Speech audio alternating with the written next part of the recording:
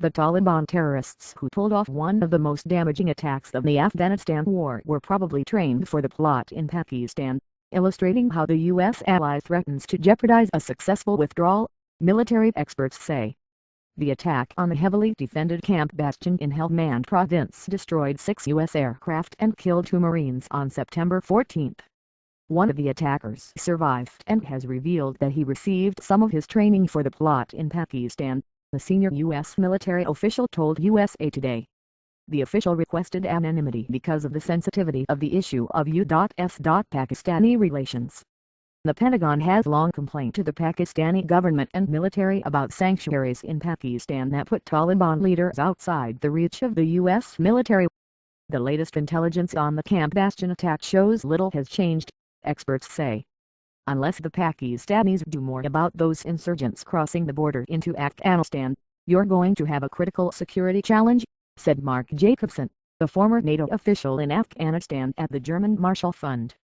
It makes the situation post-2014 more precarious than it would be otherwise. Most U.S. combat forces will withdraw from Afghanistan at the end of 2014. U.S. and Afghan officials are negotiating over the residual force that would stay behind for counter-terrorism missions and support for Afghan security forces.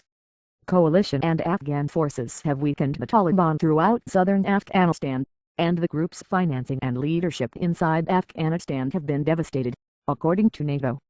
However, many Taliban leaders remain safely in Pakistan, and fighters regularly slip across the border to launch attacks. The attack on Camp Bastion displayed an uncommon amount of planning and training, said Marine General Charles Mark Gurganas, commander of Regional Command Southwest.